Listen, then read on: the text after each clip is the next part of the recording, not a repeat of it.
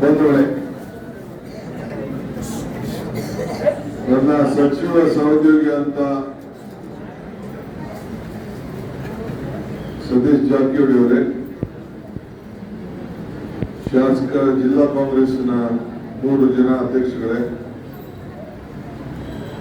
ವೇದಿಕೆಯಲ್ಲಿರುವಂತ ಎಲ್ಲ ಶಾಸಕರಾದ ವೈದ್ಯರವರು, ಚಿಂದಾಜರವರು, ಸೇಠರವರು, ಬಾಬಾ ಸಾಹೇಬ್ ಅವರು, ಮಾದೇಶ್ ಅವರು, ನಾಗರಾಜ್ ಅವರು, ಪಟ್ಟಣ್ ಅವರು, ಚಂದ್ರಾಜ್ ಅವರು, ನಮ್ಮ ಪರಾಜಿತ ಎಲ್ಲ ಅಭ್ಯರ್ಥಿ ಗುರುನಾಳ್ ಅವರು, ನಮ್ಮ ಅಭ್ಯರ್ಥಿ ಇದ್ದಾರೆ, ದರ್ವಾ ಇದ್ದಾರೆ, ಮಾದೇಶ್ ಇದ್ದಾರೆ, ಎಲ್ಲ ಬ್ಲಾಕ್ ಕಾಂಗ್ರೆಸ್ನ ಅಧ್ಯಕ್ಷಗಳೇ, ಮಹಿಳಾ ಕಾರ್ಯಕರ್ತರೇ, ಮುಖಂಡಗಳೇ, ಯೂತ್ ಕಾಂಗ್ರೆಸ್ ಕಾರ್ಯಕರ್ತರೇ, ಎಲ್ಲ ಸಂಘಟನೆಯ ಪ್ರಮುಖರೇ, ಸ್ನೇಹಿತರೆ, ನಾವೆಲ್ಲ ಸೇರಿ ಒಟ್ಟಿಗೆ ದುಡಿದು ಈ ರಾಜ್ಯದಲ್ಲಿ ಕಾಂಗ್ರೆಸ್ ಸರ್ಕಾರವನ್ನ ಅಧಿಕಾರಕ್ಕೆ ತರಲಿಕ್ಕೆ ತಾವೆಲ್ಲ ಸಹಕಾರ ಮಾಡಿದ್ದೀವಿ. ಬೆಳಗಾಂ ಬಂದು ಪ್ರಜಾಧ್ವನಿ ಕಾರ್ಯಕ್ರಮದ ಮುಖಾಂತರ ಮಹಾತ್ಮ ಗಾಂಧೀಜಿಯ ಗಾಂಧಿ ಬಾವಿಯಿಂದ ನೀರನ್ನು ತೆಗೆದು ರಸ್ತೆಗೆ ಎರಿಸಿ,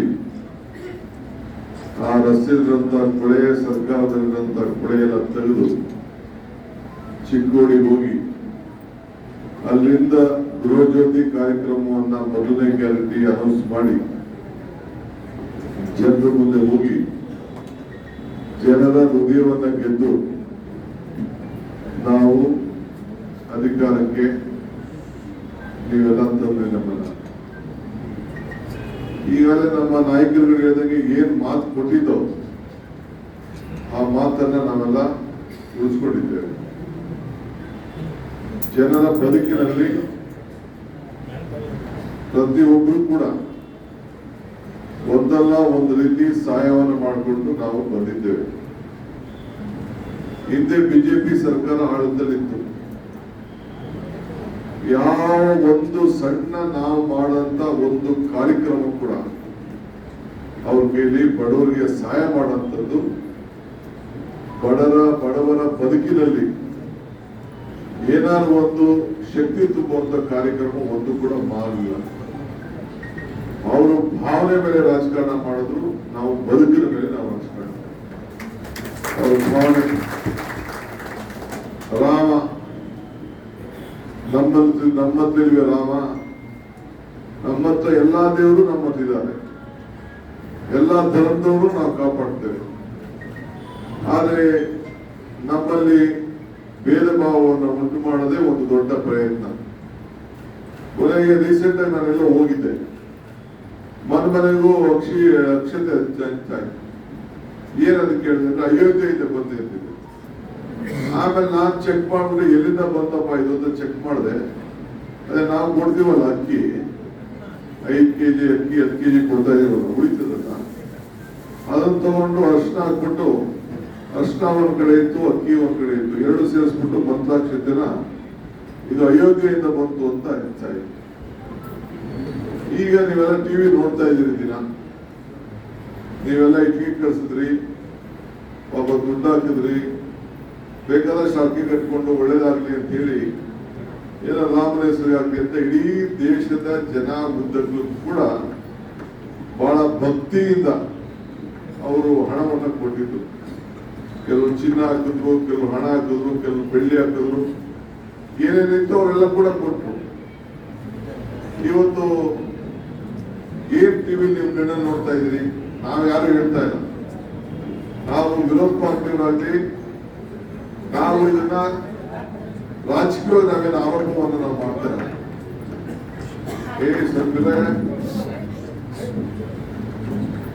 ನೀವು ಕಣ್ಣಲ್ಲಿ ಏನು ಟಿವಿ ನೋಡ್ತಾ ಇದ್ದೀರಿ, ಆ ಟಿವಿ ನೋಡ್ತಾ ಇರೋದು ಏನಾದ್ರು ಸುಳ್ಳಿದ್ಯಾ? ಎಲ್ಲ ಸಂಪೂರ್ಣವಾಗಿ ಏನೇನು ಹೆಚ್ಚು ಕಮ್ಮಿ ಆಗಿದೆ ಅನ್ನೋದನ್ನ ಇವತ್ತು ಮಾಧ್ಯಮ ಮಾಧ್ಯಮದವರು ಎಲ್ಲ ತೋರಿಸ್ತಾ ಇದ್ದಾರೆ. ಇದಕ್ಕೆ ನೀವು ಕೇಳಬೇಕು ಮತದಾರರಿಗೆ. ಇದು ಇಡೀ ದೇಶದ ಜನರ ಸ್ವಾಭಿಮಾನಕ್ಕೆ, ನಂಬಿಕೆಗೆ ಒಂದು ದೊಡ್ಡ ದ್ರೋಹ ಬಂದಿದೆ. ಏಕೆಂದ್ರೆ ಎಲ್ಲಾ ಗುಣಗಳಕ್ಕಿಂತ ದೊಡ್ಡ ಗುಣ ಯಾವ್ದಪ್ಪ ಅಂದ್ರೆ ನಂಬಿಕೆ. ಆ ನಂಬಿಕೆಗೆ ಇವತ್ತು ದ್ರೋಹ ಬಂದಿದೆ. ಇದಕ್ಕೆ ಕಾರಣ ಯಾರು? ಇವತ್ತು ಯಾರು ಪ್ರಚಾರ ಮಾಡ್ತಾರೆ? ನಾನು ಇವತ್ತು ಬೆಳಗ್ಗೆ ಸುವರ್ಣಸೌಧದಲ್ಲಿ ಒಂದು ಸಭೆ ಮಾಡಿದೆ. ಎಲ್ಲ ನಮ್ಮ ಶಾಸಕರು, ಕಿತ್ತೂರು ಕರ್ನಾಟಕದ ಎಲ್ಲ ಶಾಸಕರನ್ನ ಇಲ್ಲಿ ಕರೆಸಿದ್ದೇವೆ. ಶಾಸಕರು, ಅಧಿಕಾರಿಗಳು ಎಲ್ಲರೂ ಕೂಡ ಒಂದು ಪರಿಶೀಲನಾ ಸಭೆಯನ್ನು ನಾವು ನಡೆಸಿದ್ವು. ಈ ಬರಗಾಲದಲ್ಲಿ ಏನ್ ಮಾಡ್ಬೋದು ಅಂತ ಹೇಳಿ. ಅದಾದ್ಮೇಲೆ ಎಲ್ಲ ಅಧಿಕಾರಿಗಳು ಒಂದು ಆದೇಶ ಕೊಟ್ಟಿದ್ದೇನೆ. ಎಷ್ಟು ಮುಜರಾಯಿ ದೇವಸ್ಥಾನಗಳಿದೆಯೋ, ಆ ಮುಜರಾಯಿ ದೇವಸ್ಥಾನದಲ್ಲಿ ಎಷ್ಟು ಹುಂಡಿಗಳಿದೆಯೋ, ಆ ಹುಂಡಿಗಳಿಗೆಲ್ಲರೂ ಕೂಡ ಒಂದು ಪ್ರತ್ಯೇಕವಾದಂತ CCTV ಕ್ಯಾಮೆರಾ ಇಡಬೇಕು. ಯಾರು ಹಣವನ್ನ ಹಾಕೋದ್ರಿಂದ ಹಿಡಿದು ಹಣವನ್ನ ತೆಗೆದ ಮೇಲೆ ಲೆಕ್ಕಾಚಾರ ಹಾಕುವವರೆಗೂ, ಬ್ಯಾಂಕ್ ಹೋಗೋವರೆಗೂ ರೆಕಾರ್ಡ್ ಅಲ್ಲಿ ಇರಬೇಕು. ಇದು SP DC ಇಬ್ಬರಿಗೆ ಒಂದು ಜವಾಬ್ದಾರಿ ಅಂತ ನಾನು ಹೇಳಿದ್ದೇನೆ. ನಾಳೆ ಬೆಂಗಳೂರು ಹೋದ ತಕ್ಷಣ ಅದಕ್ಕೆ ಸರ್ಕಾರಿ ಆದೇಶ ಕೂಡ ನಾನು ಹೊರಡಿಸೋದಿದ್ದೇನೆ. ಯಾಕೆಂದ್ರೆ ನಂಬಿಕೆ, ನೀವು ಯಾರ್ಯಾರು ದೇವಸ್ಥಾನಕ್ಕೆ ಹೋಗಿ ಇನ್ನ ರಾಮ ಮಂದಿರದಲ್ಲಿ ಇಂಥ ಪರಿಸ್ಥಿತಿ ಆಯ್ತು ಅಂತ ಅಂದ್ರೆ, ಇಡೀ ಎಂತೆಂತ ಸಾಹುಕಾರಗಳು ಎಷ್ಟೆಷ್ಟು ಕೋಟಿ ಹಣ ಕೊಟ್ಟಿದ್ರು, ಎಂತ ಬಡವ ಇಲ್ಲಿಂದ ಇಟ್ಕೆ ಕಟ್ಟಿದ್ದ, ಎಷ್ಟು ಜನ ಅಲ್ಲಿ ಹೋಗಿ ಗಂಗಾ ಜಲದಲ್ಲಿ ಪೂಜೆ ಮಾಡಿಕೊಂಡು ಅಲ್ಲಿ ಹೋಗಿ ಆ ದೇವಸ್ಥಾನಕ್ಕೆ ಹೋಗಿ 10 ರೂಪಾಯಿ ಹಾಕಿದ್ದು, 100 ರೂಪಾಯಿ ಹಾಕಿದ್ದು, 1000 ರೂಪಾಯಿ ಹಾಕಿದ್ದು, ಏನೋ ದೇವರ ಹೆಸರಿನಲ್ಲಿ ಇವತ್ತು ನಡೀತಾ ಇತ್ತು. ಇದನ್ನ ಇಂಥದ್ದು ನಮ್ಮ ರಾಜ್ಯಗಳಲ್ಲಿ ಯಾವುದಕ್ಕೂ ಕೂಡ ಅವಕಾಶಗಳು ಸಿಗಬಾರದು ಅಂತ ಹೇಳಿ ಮುನ್ನೆಚ್ಚರಿಕೆಯಾಗಿ ನಾನು ಈ ಆದೇಶವನ್ನು ನಾನು ಮಾಡ್ತಾ ಇದ್ದೀನಿ. ಇವತ್ತು ತಾವೆಲ್ಲ ನನ್ನ ಮೇಲೆ ಅಪಾರವಾದಂತ ವಿಶ್ವಾಸ ಇಟ್ಟಿದ್ದೀರಿ. ನಾನು ಇವತ್ತು ಮುಖ್ಯಮಂತ್ರಿ ಆಗಿರಬಹುದು. ನನಗೆ ಕಾಂಗ್ರೆಸ್ ಪಕ್ಷ ಮಲ್ಲಿಕಾರ್ಜುನ ಖರ್ಗೆ ಅವರ ಮುಖಂಡತ್ವದಲ್ಲಿ ರಾಹುಲ್ ಗಾಂಧಿ ಅವರು, ಖರ್ಗೆ ಸಾಹೇಬರು ಎಲ್ಲ ಸೇರಿ, ನಮ್ಮ ಸುರ್ಜೇವಾಲರವರು, ವೇಣುಗೋಪಾಲ್ ಅವರು, ಸೋನಿಯಾ ಗಾಂಧಿ ಅವರು ಎಲ್ಲ ಸೇರಿ ನನಗೆ ಈ ಅವಕಾಶವನ್ನ ಕೊಟ್ಟಿದ್ದಾರೆ. ಈ ಕಾರ್ಯಕರ್ತರಿಗೆ ಅವಕಾಶ ಕೊಟ್ಟಿದ್ದಾರೆ. ನಾನು ಪಕ್ಷದ ಅಧ್ಯಕ್ಷರಾಗಿ 6 ವರ್ಷ ಚಿಲ್ಲರೆ ದುಡಿದು ಕೂಡ ಕೊನೆಗೆ ನನ್ನ ಕಾರ್ಯಕರ್ತ ಅನ್ನೋದನ್ನು ನಾನು ಬರಲಿಕ್ಕೆ ಸಾಧ್ಯ ಇಲ್ಲ. ಕಾರ್ಯಕರ್ತರ ಸ್ಥಾನ ಬಹಳ ಪ್ರಮುಖವಾಗಿದೆ. ಸೊ ಇವತ್ತು ನಾವು ಆ ಕೆಲಸವನ್ನು ನಾವು ಮಾಡಿಕೊಂಡು ನಾವು ಬರ್ತಾ ಇದ್ದೇವೆ. ಇವತ್ತು ಸಿದ್ದರಾಮಯ್ಯನವರು ಕೂಡ ಈ ರಾಜ್ಯಕ್ಕೆ 8 ವರ್ಷಗಳ ಕಾಲ ಒಂದು ಉತ್ತಮವಾದಂತ ಆಡಳಿತವನ್ನು ಕೊಟ್ಟು ನಮ್ಮ ಪಕ್ಷದ ಬಲವರ್ಧನೆಗೆ ಅವರದೇ ಆದಂತಹ ಶಕ್ತಿಯನ್ನು ತುಂಬಿಕೊಂಡು ನಮ್ಗೆಲ್ಲ ಶಕ್ತಿಯನ್ನ ತುಂಬಿದ್ದಾರೆ. ಮುಂದಕ್ಕೂ ಕೂಡ 28ಕ್ಕೆ ನಾನು, ಸತೀಶು, ಇಲ್ಲಿರುವಂತ MLA ಎಲ್ಲ ಸೇರಿ ಸಿದ್ದರಾಮಯ್ಯ ಜೊತೆಯಲ್ಲಿ ಸೇರಿ ಒಟ್ಟು ಮತ್ತೆ ಈ ರಾಜ್ಯದಲ್ಲಿ ಕಾಂಗ್ರೆಸ್ ಸರ್ಕಾರ ತರಲಿಕ್ಕೆ ಎಲ್ಲ ತರದ ಹೋರಾಟವನ್ನ ಮಾಡ್ತೇವೆ. ಈ ಸರ್ಕಾರವನ್ನ, ನಿಮ್ಮ ಸರ್ಕಾರ ವಾಪಸ್ಸು ಬಂದೇ ಬರ್ತದೆ ಅನ್ನೋ ಒಂದು ಆತ್ಮವಿಶ್ವಾಸ ನನಗಿದೆ. ನೀವು ಕೂಡ ಅದೇ ಆತ್ಮವಿಶ್ವಾಸದಿಂದ ಯುದ್ಧವನ್ನ, ರಾಜಕೀಯದ ಯುದ್ಧವನ್ನ ತಾವೆಲ್ಲ ಸೇರಿ ಮಾಡಬೇಕು ಅಂತ ಹೇಳಿ ನಾನು ಕಾಂಗ್ರೆಸ್ ಕಚೇರಿಯಲ್ಲಿ ಇವತ್ತು ತಮಗೆ ಪ್ರಾರ್ಥನೆ ಮಾಡಲಿಕ್ಕೆ ನಿಮ್ಮ ಮುಂದೆ ನಾನು ಕೂತಿದ್ದೇನೆ. ಇವತ್ತು ಅಧಿಕಾರ ಬಂದಿದ್ದರಿಂದ ಪ್ರಮುಖವಾದಂತ ತೀರ್ಮಾನಗಳನ್ನು ನಾವು ಮಾಡಿದ್ದೇವೆ. ಎಲ್ಲ ಈ ವಿದ್ಯಾರ್ಥಿಗಳಿಗೆ, ಯಾರು ಕಾಲೇಜ್ಗೆ, ಸ್ಕೂಲ್ಗೆ ಹೋಗ್ತಾ ಇದ್ರು ಗಂಡು ಮಕ್ಕಳಿಗೆ ಎಲ್ಲರಿಗೂ ಕೂಡ ಉಚಿತವಾದಂತ ಬಸ್ ಪಾಸ್ ಅನ್ನ ಕೊಡಬೇಕು ಅಂತ ತೀರ್ಮಾನ ಮಾಡಿ ಈಗಾಗಲೇ ನಾವು ಆದೇಶವನ್ನು ನಾವು ಕೊಟ್ಟಿದ್ದೇವೆ. MLAಗಳಿಗೆಲ್ಲ ಹೇಳ್ತಾ ಇದ್ದೀನಿ, ಈಗಾಗಲೇ ಅದಕ್ಕೆ ಪಾಸ್ಗಳನ್ನ ಕೊಡುವಂತ ಕೆಲಸ ನೀವು ಮಾಡಬೇಕು. ಎಲ್ಲ ಯುವಕರು ಬಹಳ ಸಂತೋಷ ಪಟ್ಟಿದ್ದಾರೆ. ಎಲ್ಲರೂ ಕೂಡ ಉಚಿತವಾಗಿ ಏನು ಹೆಣ್ಮಕ್ಳಿಗೆ ನಾವು ಪಾಸ್ ಕೊಡ್ತಾ ಇದ್ದೋ ಶಕ್ತಿ ಯೋಜನೆಯಲ್ಲಿ ಉಚಿತವಾಗಿ ಪ್ರಯಾಣ ಮಾಡ್ತಿದ್ರು, ಹಾಗೆ ನಮ್ಮ ವಿದ್ಯಾರ್ಥಿಗಳು ಕೂಡ ಇವತ್ತು ಪ್ರಯಾಣ ಮಾಡಲಿಕ್ಕೆ ಇವತ್ತು ಕಾರ್ಯಕ್ರಮವನ್ನು ನಾವು ರೂಪಿಸಿದ್ದೇವೆ. ಇದಲ್ಲದೆ ರಾಹುಲ್ ಗಾಂಧಿ ಅವರು ಈ ದೇಶದ ಐಕ್ಯತೆ, ಸಮಗ್ರತೆಗೋಸ್ಕರ ಯುವಕರ ಬಗ್ಗೆ ಚಿಂತನೆಯನ್ನು ಮಾಡಿ ಇವತ್ತು ಇವತ್ತು ದೇಶ ಶಾಂತಿಯಾಗಿರ್ಬೇಕು, ಇಡೀ ಭಾರತ ಒಗ್ಗಟ್ಟಾಗಿರ್ಬೇಕು. ಏನು ನಮ್ಮ ಈಗ ನಾವು ಭಾರತಿ ಜನನೀಯ ತನುಜಾತೆ ಜಯ ಹೇ ಕರ್ನಾಟಕ ಮಾತೆ ಅಂತ ನಮ್ಮ ಹಾಡಾಡ್ತೀವಿ. ಕುವೆಂಪುರವರು ಬಂದಂತ ಹಾಡು. ಎಲ್ಲ ಜಾತಿ ಧರ್ಮಗಳನ್ನ ಶಾಂತಿಯ ತೋಟವಾಗಿ ಬದುಕಬೇಕು ಅಂತ ಹೇಳಿ ನಾವೆಲ್ಲ ಹೊರಟಿದ್ದೇವೆ. ಹಳ್ಳಿಗಳಲ್ಲೂ ಕೂಡ ನಾವು ಆ ಬದುಕನ್ನ ಕಾಣಬೇಕು.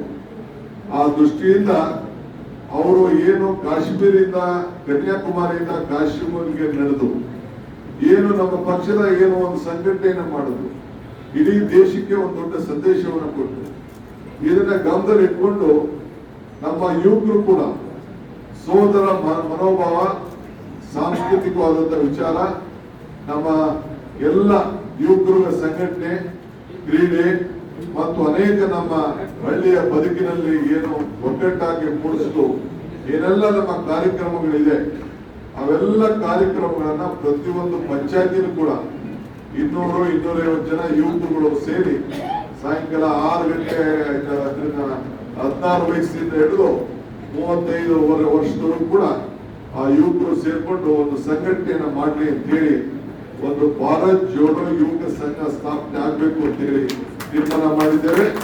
ಪ್ರತಿಯೊಂದು ಪಂಚಾಯತಿಗೆ 10 ಲಕ್ಷ ರೂಪಾಯಿ ಹಣವನ್ನ ಒಂದು ವರ್ಷಕ್ಕೆ ಕೊಡೋದು ಅಂತ ಹೇಳಿ ತೀರ್ಮಾನವನ್ನು ನಾವು ಮಾಡಿದ್ದೇವೆ. 10 ಲಕ್ಷ ರೂಪಾಯಿ ಅಂದ್ರೆ ಎಷ್ಟು ಕಾರ್ಯಕ್ರಮಗಳನ್ನ ರೂಪಿಸಬಹುದು, ಏನೇನು ಸ್ಪರ್ಧೆಗಳನ್ನ ಇಡಬಹುದು, ಸಂವಿಧಾನವನ್ನ ರಕ್ಷಣೆ ಮಾಡಲಿಕ್ಕೆ, ಇಲ್ಲ ಭಾಷಣ ಸ್ಪರ್ಧೆ ಇರ್ಬೋದು, ಇಲ್ಲ ಸಾಂಸ್ಕೃತಿಕವಾದಂತಹ ಇರ್ಬೋದು, ಕ್ರೀಡೆಗಳು ಇರ್ಬೋದು, ಏನೇ ಆಗಲಿ ಆ ಪಂಚಾಯತಿಲಿ ಆ ಸಂಘದವರು ತೀರ್ಮಾನ ಮಾಡಬಹುದು. ಅರ್ಬನ್ ಅಲ್ಲಿ 4,000, ಒಟ್ಟು 10,000 ಸಂಘಗಳನ್ನ, ಹೊಸ ಸಂಘಗಳನ್ನ ಸ್ಥಾಪನೆ ಮಾಡಿ ಒಂದೊಂದು ಕನಿಷ್ಠ ಒಂದೊಂದು ಪಂಚಾಯತಿಲಿ 200-250 ಜನ ಸದಸ್ಯರು ಮಾಡಲಿಕ್ಕೆ ಈಗಾಗಲೇ ರೂಪುರೇಷೆಗಳನ್ನು ಕೂಡ ನಾವು ಮಾಡಿದ್ದೇವೆ. ಇದಲ್ಲದೆ ಕಾಲೇಜುಗಳಲ್ಲಿ ಮುಂದೆ ಈ ವರ್ಷದಿಂದ ಕಾಲೇಜುಗಳಲ್ಲಿ ನಾಯಕತ್ವ ಈ ದೇಶದಲ್ಲಿ ಇರಬೇಕು. ಪಂಚಾಯತಿಯಿಂದ ಪಾರ್ಲಿಮೆಂಟ್ ವರೆಗೂ ನಾಯಕರಿರಬೇಕು. ಯಾರೋ ಬಂದು ನನ್ನ ಮಗ ಅಧಿಕಾರಿ ಬರೋದು, ಇನ್ನೊಬ್ರು ಮಕ್ಕಳು ಅಧಿಕಾರಿ ಬರೋದು ಮುಖ್ಯ ಅಲ್ಲ. ನಾನು ನಾವೆಲ್ಲ ವಿದ್ಯಾರ್ಥಿ ನಾಯಕರಾಗಿ ಬೆಳೆದವರು, ಹರಿಪ್ರಸಾದ್ ವಿದ್ಯಾರ್ಥಿ ನಾಯಕರಾಗಿ ಬೆಳೆದವರು. ಇವತ್ತು ಅದಕ್ಕೆ ನಾಯಕರುಗಳನ್ನ ತಯಾರು ಮಾಡಬೇಕು ಅನ್ನೋ ದೃಷ್ಟಿಯಿಂದ ಕಾಲೇಜುಗಳಲ್ಲಿ ಇವತ್ತು ವಿದ್ಯಾರ್ಥಿ ಎಲೆಕ್ಷನ್ ಅನ್ನ ಕಂಡಕ್ಟ್ ಮಾಡಬೇಕು ಅಂತ ಹೇಳಿ ರಾಹುಲ್ ಗಾಂಧಿ ಅವರು ಮಾರ್ಗದರ್ಶನ ಕೊಟ್ಟಿದ್ದಾರೆ.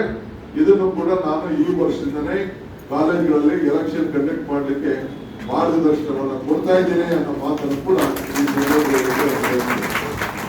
ಇದಲ್ಲದೆ ನಾವು 5 ಗ್ಯಾರಂಟಿ ಕೊಟ್ಟಿದ್ದೇವೆ.